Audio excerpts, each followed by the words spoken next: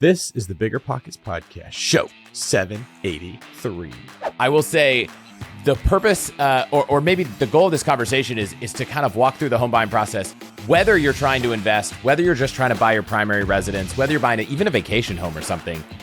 So if you're listening and you're thinking, I don't know if I'm ready for real estate investing, one, maybe you should be. And two, this is going to be applicable to anyone, no matter what type of home you're buying. What's going on, everyone? It's David Green, your host of the BiggerPockets Podcast, here today with my co-host, Rob Abasolo, with a bit of a different episode. Today, Rob and I are sharing the mic with Chris Hutchins, podcast host of All the Hacks, a very cool podcast that teaches people how to hack their way through life, specifically with personal finance. In today's show, Chris interviews Rob and I, getting information that many of you probably never heard about how to save money in real estate through using agents, looking for deals, home inspections, really like everything we could possibly think of for those that don't own a lot of real estate. Rob, how you feeling? Good. Yeah, we broke it down really from start to finish. We talk about agents, listings, due diligence, the financing, getting insurance for the properties that you're buying. This is going to pertain to everyone that's looking to buy a primary residence.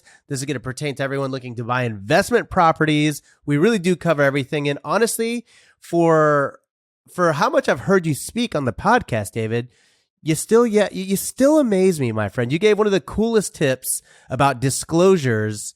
And that's all I'm going to say. That is today's quick tip, is just to listen to the entire episode, because the entire episode is quick tips. But once you get to that tip about the disclosures, I was like, wow, this man he's done it. He has done it. He has figured it out. So congratulations and kudos, my friend. Thank you. So this episode is going to be aired on our podcast and Chris's podcast, All the Hacks. But it was cool that we were interviewed because we got a chance to share some of the knowledge that we have when normally we're the person interviewing the guest to get to what they know. I kind of like the change of pace, and I think you will too. Today's episode is full of actionable advice. It's probably one you're going to want to listen to 2 or maybe 3 times. So make sure that you are using the note app in your phone, or if you still use a pen and ink and paper, taking some notes, because there is stuff that is guaranteed to save you money. And today's quick tip is listen to all 3 parts of this episode. There was so much good info in our conversation with Chris that we broke it into 3 easy 30-minute segments so you can actually absorb all the good intel instead of just being overwhelmed with one long show. If you're listening to this on the day it airs, then we will see you back here tomorrow and the next day for parts 2 and 3. All right, let's bring in Chris. How the turntables have turned. Chris, welcome to our show, and I will just go ahead and welcome myself to your show to save you the time there. We've got a cool little crossover event going on here today. For those who are unfamiliar, my name is David Green. I'm a former police officer who became a real estate investor and is now a real estate broker. I have a mortgage company called The One Brokerage. I run a real estate team. I buy rentals, I write books, and I host the BiggerPockets podcast. Yeah, and I'm Rob Abasolo. I am the co-host of the BiggerPockets podcast. I have a goofy YouTube channel called Rob Built, where I teach people how to invest in real estate, short-term rentals, tiny homes, and I'm a former ad man, if you will, just like Mad Men, the TV show, is basically me. I was a copywriter, and I quit all the corporate dreams about 2 years ago to focus full time on real estate and documenting the journey. I'm Chris Hutchins. Thanks for having me, and thanks for joining me. I host the All the Hacks podcast. As people listening from that side know, I'm all about trying to optimize and upgrade every aspect of your life. I want to do it while spending less and saving more, and I want to really dial things in. And so I'm glad we're here because I've gotten lots of questions about just the whole home buying process. And I was like, who could I find that knows more about this than I do?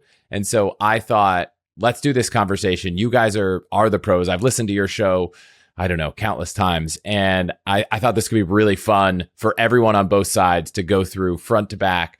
How do you buy a home and optimize every step of the way? And for all those listening on BiggerPockets, but who haven't heard about Chris, his podcast, All the Hacks, is an award-winning podcast that will teach you to upgrade your life, money, and travel, all while spending less and saving more, which we love because the more money that we save, the more real estate we can buy, which is what most of us are addicted to. Yeah. So let's jump in. Like, someone wants to buy a house. I always tend to ask people, before you're even thinking about this, why are you doing this? So I'm curious if you guys have any frameworks you use for thinking about why you would buy a house, what's important to you.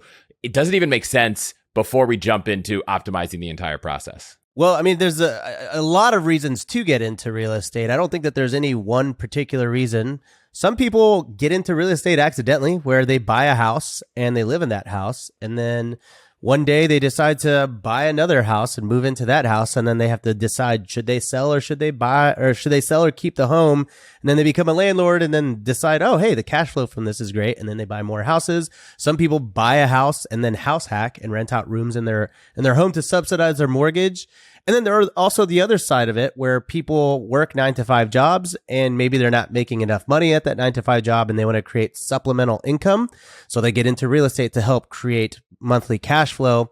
Or maybe they just want to eventually replace their 9-to-5 income with real estate. So, for me, that was really why I got into it. I had a pretty stable career in advertising, never really felt like I was making enough money. And so my side hustle became real estate.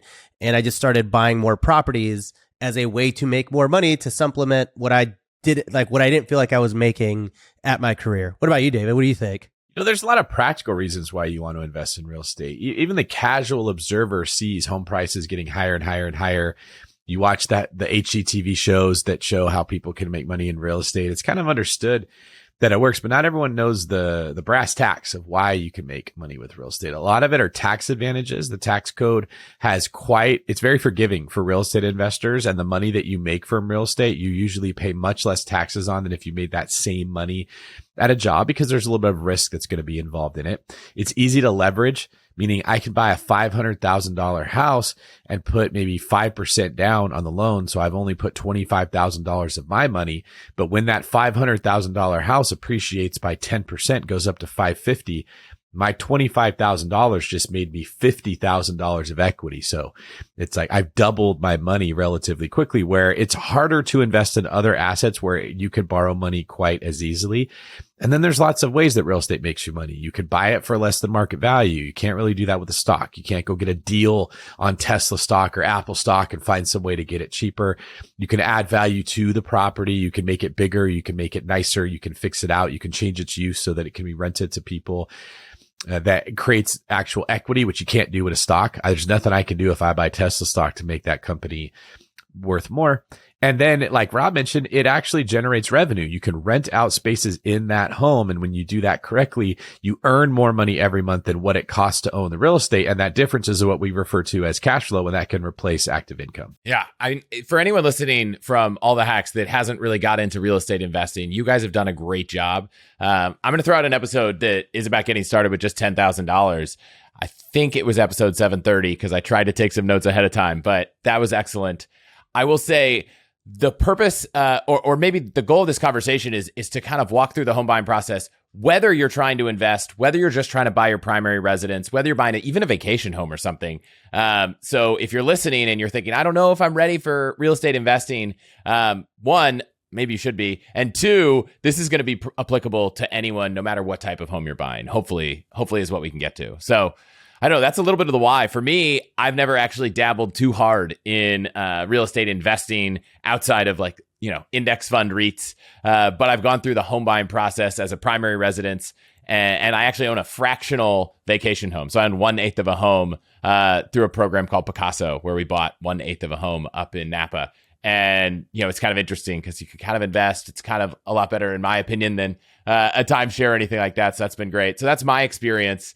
And I've kind of optimized little pieces of it along the way, but nothing like what you guys have. So I'm excited. Curious, Chris, how well have you done? I think you said you bought a primary residence that you live in, right? Yep. I've done that twice now. And how has that investment, if you just looked at it from a pure investment perspective, outperformed some of the other things you've invested in? Yeah. I mean, I would say the first time around, yes, but I had the fortunate luck of buying in the Bay Area at, the worst possible, bottom of the worst real estate crash. So I got quite lucky by timing. Didn't know it was going to do as well as it did. The most recent one, I don't think it's been long enough to see anything major differences yet. But the first one, if you layer in taxes and leverage, yeah, it was a great investment. But it's hard with an N of one in a market that blew up like crazy to feel like I know too much based on one success story. That's how it works, though, honestly. It really does work like that sometimes for people, where for me, I think every real estate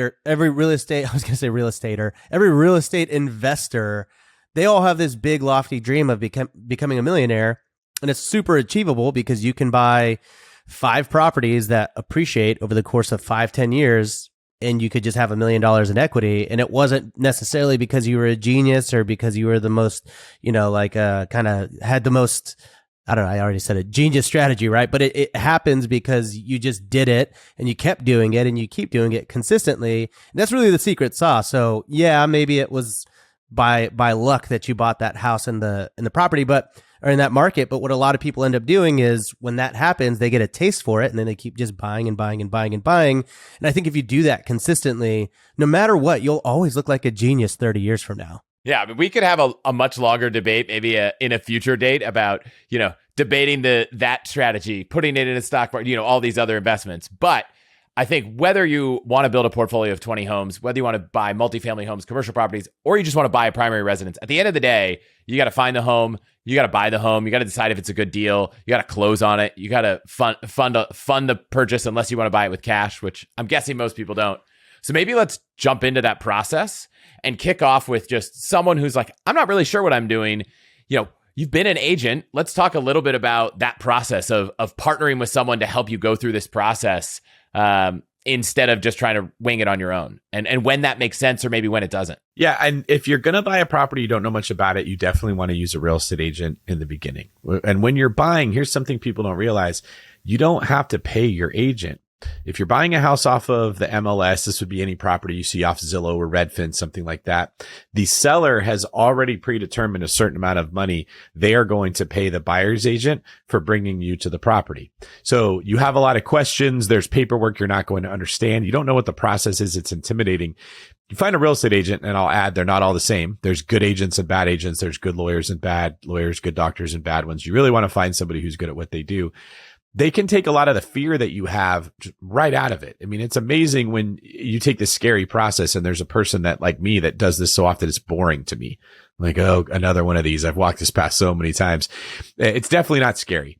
So that's something that every person who wants to buy a home should know right off the bat. Find a buyer's agent. They're going to answer a lot of the questions that you're going to have, and they're going to protect you in ways you didn't even know that you needed to be protected. And maybe we can go through what the actual escrow process looks like, or the process from start to finish of what to expect when buying a home if you'd like.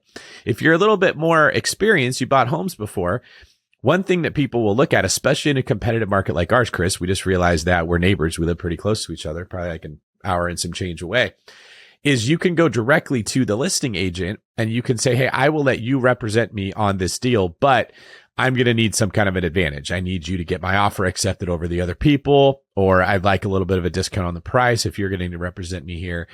So there are people who buy a lot of real estate that has said, hey, I don't think I need my own buyer's agent necessarily. I still need someone to handle the paperwork, but they go right to the listing agent and they look for an advantage. And that is pretty popular in the Bay Area, where most listings are getting several offers on all of them. Yeah, actually, I have bought 2 homes in the Bay Area, and both times I've used the seller's agent. So we could talk about that a little bit more because I have some thoughts about it, but maybe rewind a little. You said, it's important. Not all agents are the same. You got to pick the right one. Obviously not everyone lives in the Bay Area, so you're not going to be the perfect agent for everyone. How does someone find that perfect agent? First thing to look for, find a person that sells a lot of houses. A lot of agents don't. In fact, most agents don't. I'd say 90% of agents sell a couple houses a year or less. And it's unpopular to say this. The agents get angry because they're offended right now. Like, just because I only sell 2 houses a year doesn't mean I'm not good. Okay, I know. However, tell me anything that you do twice a year that you get really, really good at. Like, in general, that's how life works. If you snowboard twice a year for your whole life, you never really get that good at snowboarding. Or it takes you 20 years before you're as good as somebody that just snowboarded every weekend for the whole first year that they got into it. Repetition really does develop mastery. I talk about that in the Burr book that I wrote. So the first thing I look for is an agent that sells a lot of homes, period. The next thing I want is an agent that owns real estate themselves. At minimum, they got to own their own house, but ideally, I want them to own investment property. It gives a completely different perspective when you've bought a home and you believe in it, and you just get a different set of goggles to look at real estate through. I don't have any kids. I love kids. We were talking about that before the show, but each of you as a dad, I am sure sees something different when you look at a kid than I do, right? Like, I don't immediately freak out when they start putting something in their nose. I haven't had enough experience of seeing how that could go wrong, right? Rob has seen some of that. So he's going to have a much different emotional response to that marble or that Play-Doh getting a little bit close to the nostrils. Real estate agents that own real estate have that sixth sense. They can recognize that's a bad neighborhood. That's not the right tenant. That's not the right floor plan. That's not the right structure. You really want to go to this house that may not look as pretty in the pictures, but will be a better deal. The third thing that you want to look for is an agent that understands the financial component of real estate. Many real estate agents are geared to cater to their clients' emotions. They want to be liked. They're very high on as an eye on the disc profile. This is how they make their money, by being likable. Most people reach out to the agent who's the nicest, the friendliest, the warmest. That doesn't mean they're the smartest. So when you're having conversations, I always want to hear agents that are approaching real estate from a financial perspective. I want to hear them telling me, this is the part of town that's being redeveloped. This is the next up and coming area.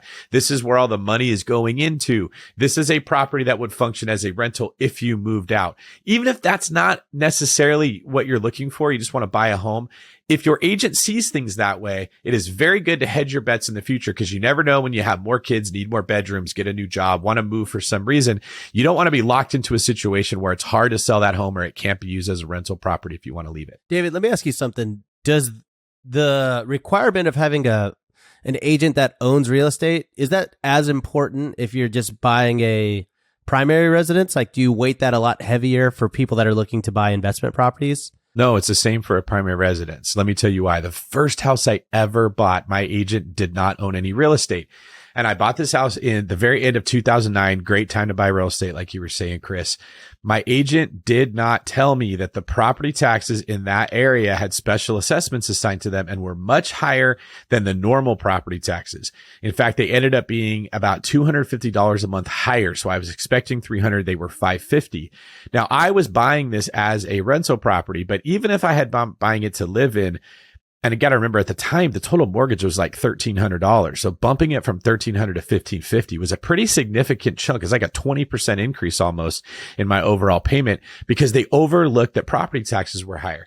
Now, agents who own real estate themselves would be familiar with the fact that property tax bills come. There's more expenses than just your principal and interest on your mortgage. They would see angles like insurance can increase in this area because it's in a flood zone. I really think she missed it because she had never paid a mortgage on her own. She never had her taxes and her insurance escrowed into her mortgage payment. The next time I bought a house, it was with an agent that had been selling houses for a very long time and sold a lot and owned a lot of real estate herself. And as we went through the process, she educated me. You don't want to buy in that part of town because you're going to pay extra money to get the better school districts. You don't want to buy over there because the taxes are higher. You don't want to buy a house like that because with that kind of a roof, your insurance is going to be a lot higher.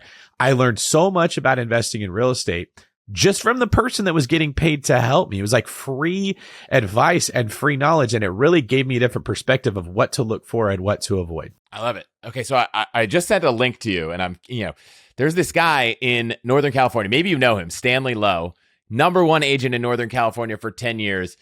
Looks like and is commonly described in San Mateo County as like the Asian Elvis of real estate agents.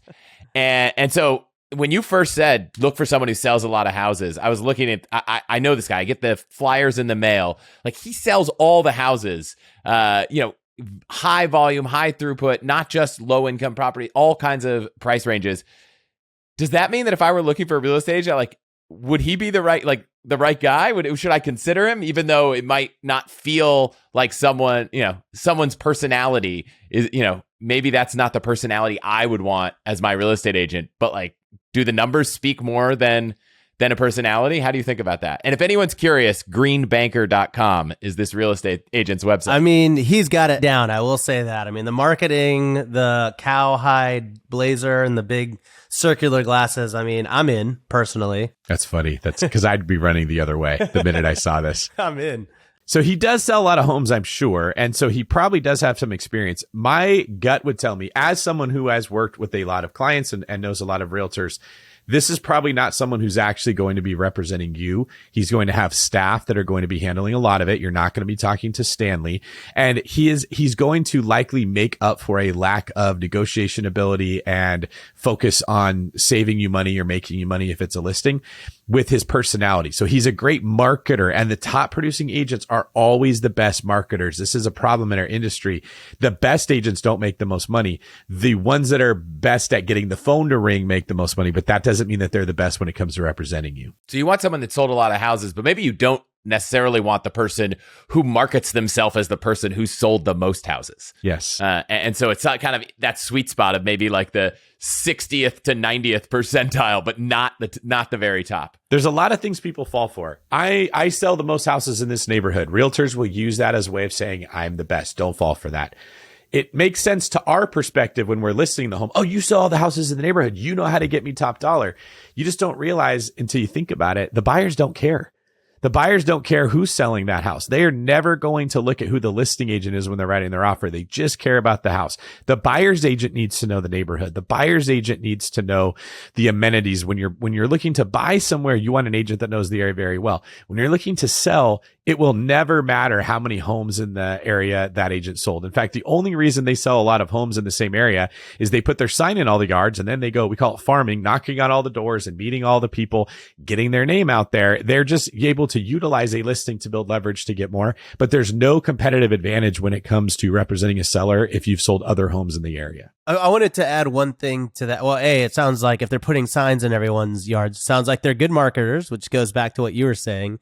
But I did want to say that one really important piece to agents, just from a consumer side, and as someone that relies on agents pretty heavily, is them having a really thorough Rolodex of vendors that I can use to help me run my properties, whether I'm living in it or not. Like if I'm buying a short-term rental, for example, I know I need a contractor, cleaner, landscaper, pool maintenance person, pest control, and probably a plumber, electrician, and all that type of stuff. So when I'm calling a realtor, and this goes into how many houses have they sold, if they've sold a lot of houses over the last 5-10 years, they probably have a pretty thorough Rolodex. I mean, outdated term. If they use the term Rolodex, maybe they're not with it. But if they have a very big contact list of all these different vendors, that's what I'm personally looking for in a realtor, because a lot of the times, you know, I really need a firsthand referral to know that I can successfully either live in a property or execute a rental. Yeah, that Rolodex is interesting. It's something I never saw in the contract, but once you close, I was surprised that even though it's not necessarily required, a good agent will spend so much time helping make sure the process from I closed to, I moved in, I got the yard done, I renovated something. They've been super helpful there. We have a lot to go here, but I do want to touch quickly on kind of that negotiating piece that you mentioned earlier, David. When someone's trying to get into this, what leverage or room is there for negotiating? You know, I did what you suggested. I went to the seller's agent and said, hey, I don't want to mess around. I know I want this house. I don't need to go find another agent. I feel good in negotiating. Will you work with me? It ended up being a great situation because that agent got more commission and was a little bit more biased towards trying to get my purchase over the finish line. And in one case, rebated 1% of their fee back to me. Are there other rooms for negotiation? Are there other tactics someone can use to get a better price or likelihood of getting accepted? Well, the first thing you have to do is define a win. So in a situation where the house is getting 10 offers, a win is just getting it at all. There are times in the Bay Area or other hot markets with restricted supply and lack of inventory that you're just not going to get a home, period. It's incredibly hard to get in contract. You're competing with so many people. So in those situations, you're not going to get a discount from your listing agent. You're not going to get a better price on the home. You just have to get it. Now, in other situations, which is what I try to target my clients into, I show them properties that less people are competing with. The listing photos are ugly. It's been in contract. It fell out of contract. Now the days on market have ticked up and people aren't looking at it anymore. I look for opportunities to help them get into a property with much less interest, and then we can get them a discount on the price. We can save them some money there. A mistake a lot of people make is they go to the listing agent of an incredibly hot property.